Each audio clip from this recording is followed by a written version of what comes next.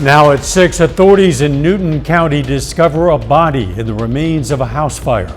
Plus, an Oklahoma senator proposes an end to the disruption of falling back. And a technical education center in Carthage celebrates a milestone. The 4 states' most watched news starts now. A Jasper County judge sentences a Carthage man for his role in a hit and run. This is KOAM News. I'm Dow Quick. Miguel Gaspar Diaz was sentenced today for his role in that hit and run that occurred in November of 2024 in Carthage. Per plea agreement, prosecutors dropped the charges of felony assault, DWI, and failure to drive on the right side of the road. Diaz will receive 4 years for felony leaving the scene of a crash and another 4 years for felony tampering with evidence. It happened back on November 30th of 24. Authorities at the time arrested and charged Diaz in the hit and run that left then 17-year-old Braxton Thrasher in critical condition. At first, Diaz says he thought he had hit a deer, but later admitting to hitting Thrasher, who was driving a moped and driving on for about another 100 feet with him on his hood. He then stopped and placed the young man in a ditch before driving away. Authorities investigate 2 separate fires in Newton County, Missouri. In one, a woman is found dead. In the other, a woman is arrested for suspected arson. First, authorities have not yet released the name of a woman whose body was discovered in the ruins of a burned home yesterday. When authorities got to the house on Highway HH west of Fairview, it was already engulfed in flames. They battled that fire through most of the afternoon and into the evening before finding the woman's body inside. The Newton County Sheriff's Office and State Fire Marshal are now conducting a joint investigation to determine the cause of the fire. An autopsy is scheduled for tomorrow. Authorities believe another earlier Newton County fire yesterday is unrelated and appears to be arson. This one happened at an unoccupied home on Highway 0. Authorities received information of a suspicious vehicle that was spotted leaving the scene shortly after the fire. They then spotted a vehicle matching that description and arrested the woman inside. She's 28-year-old Cheyenne Ingman of Shell Knob, Missouri. Investigators say they discovered electrical wiring in her car and determined the abandoned home was set on fire after wiring was removed. Let's check in with Chief Meteorologist Doug Heddy now for our first look at the weather. Yeah, and it definitely turned out to be a great Thursday, especially after what we saw yesterday with the wind, the clouds, the drizzle across the region. The cold temperatures, only upper 40s yesterday. Not the case today. Upper 50s across the region, but sunny skies. We're going to have clear skies as we go through the rest of the evening into the overnight hours. It is going to get cold. We're going to drop back into the mid-30s later on tonight. So this is our first frost advisory, meaning widespread frost. I know we had patchy frost in a lot of locations during the morning hours, but we're going to start into the mid-30s as we go into the afternoon. We get a lot of mid and upper level clouds, but look at our temps. I mean, 62, 63 degrees. Let me take you into Friday evening. We got trick-or-treating, got high school football, a lot of clouds, but temps into the 50s. So shaping up pretty good. We'll look at your weekend forecast here in just a bit. Catch you soon. In a conversation with KOAM News, Senator Josh Hawley of Missouri said rising health care costs are adding to the financial pressure many Missourians already feel. Premiums are way too high. They were too high to begin with. They're increasing now, and my view is we should not let them increase. I mean, people just can't afford it. They cannot afford their health care. These are folks who are going out on the marketplace exchange. They're buying private plans on the exchange, and it costs so much money. I mean, it just is truly outrageous. I believe we should take steps to keep those premiums as low as possible. We need to bring health care costs down across the board. Democrats are pushing to add health care subsidies in the spending bill, a move a lot of Republicans say is delaying a deal. Hawley says he's open to that debate after the government reopens. Daylight saving time ends this weekend as clocks across the 4 states fall back 1 hour. Some lawmakers, including Oklahoma Senator James Lankford, say it's time to end the clock change altogether, calling the twice-a-year switch outdated and disruptive for families and workers. agriculture and in so many other areas. Just a lot of people don't like it. They may like it in the fall when they get an extra hour of sleep. They hate it in the spring. I'm trying to actually move to say we don't need to do time change anymore. The state of Arizona was given an exemption years ago. They still have a productive economy. We need to allow states to be able to make the decision across the entire country if they want to do time change or not. I think the vast majority of them would say, no, we don't want to do time change. Let's just set the clock, lock it, and then we'll do just that. Langford is backing the Sunshine Protection Act, a federal proposal that would make daylight saving time permanent nationwide. But for now, clocks will fall back 1 hour at 2 a.m. Sunday. Badges and Burgers, frying up some good burgers and Webb City community spirit. Firefighters are working the grill, police are running delivery, and city employees are packing it all up. Police and firefighters join forces to raise money for Webb City charities. The support's there every day. This is an opportunity for them to help out as well. I think we cooked 700. The firefighters cooked 700 burgers today. This is the 27th year of Badges and Burgers in Webb City. The Carthage Technical Center celebrates 60 years of career and technical education today. School leaders hosted an anniversary event this afternoon, reflecting on the 6 decades of growth. The center opened in 1965 with 4 teachers and now has more than 30 staff members offering 12 career pathways. We've got some representation from around the district, Dr. Goodnight, former director, and then also special guests joining us from the Department of Elementary and Secondary Education. Travis Plume is the Assistant Commissioner of College and Career Readiness, the office that kind of oversees career and technical education. So we're excited to have him on hand today. The school is also launching a new student-operated farm. Construction students will build a barn this spring, followed by agriculture students who will help develop and maintain the land. No valid ID means no job, no housing, no services. Coming up, a Joplin nonprofit works to change that by helping people navigate the system and covering the fees. But up first, it's time for property taxes. You may not enjoy paying your taxes, but unfortunately, those bills are about to become due. I'm Anthony Saviello. More information coming up. As the end of the year approaches, so does your property tax bill. Missouri and Kansas residents who own property will see a bill from their county collector or treasurer coming in the mail in the coming weeks. KOIM's Anthony Saviello tells us more about what taxpayers should expect. You might be thinking about what's coming in the mail for Christmas already, but there is something else you should be expecting. November 4th, the tax bills, tax statements, real and personal, will go in the mail. For some Missouri residents, 60 and older, you could see something different on your bill this year. The tax bills this year will reflect a senior property tax credit if you applied and qualified and got approved. And if you got approved, you got an approval letter from the county commission, so you should know. But if you missed out on the application this year, real estate owners will also receive an application notice along with their tax bill, which they can apply for next year. So you can pay online, in person, on mail, and we have a drop box here in Carthage and one in Joplin. You can drop it in the drop box. If you're wondering where your tax money is going to, well, your bill explains that as well. It lists the taxing districts. It could be going to the state, it could be the county, it could be to the mental health, it could be the school, it could be a road district, but it'll say on your tax bill where it goes. Anthony Saviello, KOAM News. Kansas residents should expect to see their tax bills soon as well. The first half of those bills will be due December 20th. In Missouri, the entire tax bill is due by December 31st. Sometimes the smallest thing can be the biggest barrier. Some volunteers in Joplin are working to break the barrier of not having a valid ID.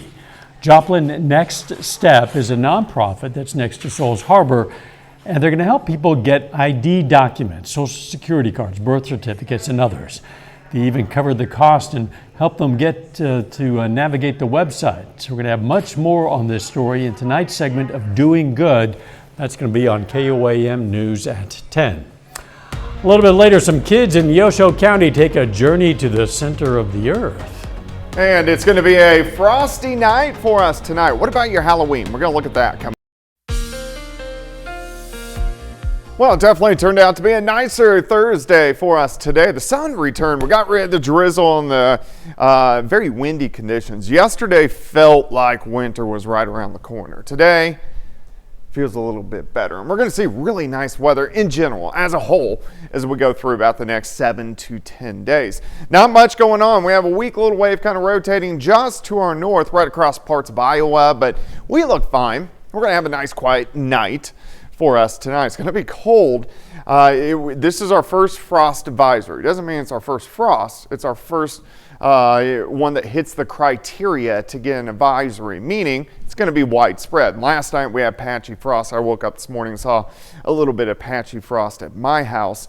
Mid-30s to start, so if you do have plants that can't take it, bring them inside or cover them up. And then by the noon hour, near 60, we get a lot of mid and upper level clouds. These are going to be streaming in late in the day. But overall, Halloween looks good, about 63, which is pretty good for the last day of October. All right, so here's 7 p.m., trick-or-treating time, also high school football time. They just match up this year, mid-50s. We could get a sprinkle as we go later in the evening and maybe even a few showers after midnight, but I don't think this is going to affect Halloween or football on your Friday evening. Then we clear out and we see mostly sunny skies Saturday afternoon, high temps into the mid-50s as we drop back on Sunday night and Saturday night into Sunday morning, near freezing. This will most likely be our first official freeze. 36 to start, 58 by noon, high temp, 63. Let's look at your trick-or-treating forecast. Not bad. We have the clouds, 60 by 5, 55 by 7, down to 50 by 9 p.m. Weekend, we hold into the 50s, 56 Saturday, 57 on Sunday. Again, a few sprinkles, maybe a random shower to kick off the day on Sunday. Great shot of our Cornell Arts and Entertainment Complex tower cam. That sun angle, notice that. Look at this. You can see this is how it's going to look at 5:15 on Sunday because our clocks flop back 1 hour. All right, through the evening hours, 50s, 40s. Temperatures, not bad, near 60 once you get out across our western counties. And the reason we're a little bit cool, we keep getting reinforcing shots of cooler air. But I want to show you this, more of a zonal pattern, kind of west to east next week. This is good news for us. That means our weather is quiet, it's fairly warm, it's nice, and then a stronger system drops in late next week. All right, let's wrap up your weekend. Sunday, mainly into the mid to upper 50s once again, but I want you to watch this slow climb. So by Monday, mid 60s. Let's go into Tuesday. Now we're talking near 70. We should be into the 70s the middle of next week, which is going to feel pretty good, especially because I feel like we went from the 80s to the 50s. So we get some in-between time. All right, 63 for you tomorrow, 56 Saturday, 57 on Sunday. Again, Sunday evening, it'll be pitch dark by about 5:50, which stinks. Agreed. Enough of this nonsense. I agree. Getting dark too early. Thanks, Doug. Still ahead, this weekend is the 57th matchup between the Pitt State Gorillas and Missouri Southern Lions on the football field. Coming up in sports, we're going to hear from both teams as we preview this year's Miners Bowl. For our high school teams in Kansas and Missouri, they're gearing up for the playoffs this week. But at the collegiate level, it's rivalry week with the Miners Bowl on Saturday between the 9th-ranked Pitt State Gorillas and Missouri Southern Lions. The Gorillas are coming off their bye week, which put them in a weird situation. While it was a good reset for the team health-wise, as players got some extra rest and recovery, the off week came in the middle of a 6-game winning streak for Pitt State. But the Gorillas are relying on their urgency, following a tough start to the season, in order to maintain that momentum they've gained over their last 6 matchups. I go back and forth on a bye week because you hate to have a bye week when you have a lot of momentum going in your favor. So, hopefully our kids handled the bye week well. I think we got some guys back healthy that were a little banged up. Bye weeks can go one of two ways. It can either be really advantageous for you or, hopefully your guys don't come out flat. And that's our goal Saturday is just come out fast and play well and execute at a high level. We've been in playoff mode since pretty much game 3. So, we've already had the urgency every week to come out and just get one every week. So like you said, with us taking the week off, it didn't really stop the momentum because we still made sure in practice that we did everything at a high level. As for the Lions, they come into this matchup with a 3-5 record. But don't be fooled by that, as 4 of those losses were decided by just 1 score. It's been a trying season for the Lions, but they've greatly improved from 2024. On average, the defense is allowing 13 less points per contest this year. And this week, head coach Atiba Bradley described the challenges of losing so many close calls. Last year, when we were in these games, it was kind of over in the third quarter. You know what I mean? So you started your grieving process in the game. Whereas now we're in these 1-score games that emotionally and mentally you're in it all the way through the end. It does show signs of growth because we are competing. We're right there. We're just a few plays away. But I think that growth is painful. That growth is frustrating. That growth is trying. The Gorillas and Lions clash on Saturday in the jungle at Carney Smith Stadium. Kickoff at 2 p.m. as Pitt State looks for their 11th straight win over Missouri Southern. The Pitt State cross-country teams are coming off strong showings at the MIAA Championships this past Saturday at Four Oaks Golf Course in Pittsburgh. And after leading the women's squad to their 4th straight conference title, head coach Ben Barrows has been named the MIAA Women's Cross-Country Coach of the Year. Barrows joined the Gorillas in 2017, and in the past 9 seasons, he and Pitt State have won 9 conference championships, 7 women's titles, and 2 men's. This is Barrows' 4th Conference Coach of the Year award. He won the women's crown back-to-back in 2022 and 23, while sweeping the recognition as the men's Coach of the Year in 2023 as well. That's it for sports. We're back with more after the break. Here's a look at what's coming up on KOAM News at 9 on Fox 14 tonight. We're going to have more on Joplin Next Steps, efforts to help people securing an ID in tonight's edition of Doing Good. Also, first responders in Webb City raise money for a good cause with some good food. Those stories and a lot more tonight. KOAM News at 9 on Fox 14. Chanute Christian Academy 5th and 6th graders got to view their planet up close, sort of, thanks to the Earth balloon. The Neosho County Conservation District has been visiting schools across Labette County and Neosho counties, bringing the inflatable Earth with them, which provides satellite images for audiences to view. They can visualize how much water is actually on Earth by seeing the Earth balloon, and then by breaking it down into our usable water, really hits home on how little bit of that water is actually consumable water. The students were given a presentation on Earth's water before entering the balloon. Earth Balloon Incorporated has made its way around schools nationwide since 1992. The display is one of 2 in the state of Kansas. It's not quite actual size, but it's pretty big. A little smaller. I would enjoy seeing that. Yeah, I would as well.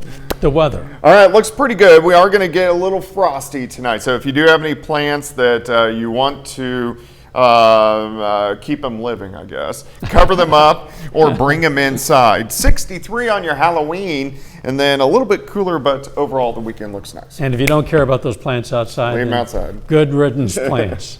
Thanks for joining us. We're going to see you right back here for KOAM News at 10. We're going to leave you with a look at some 4 state houses all decked out for Halloween. Let's make it a great evening.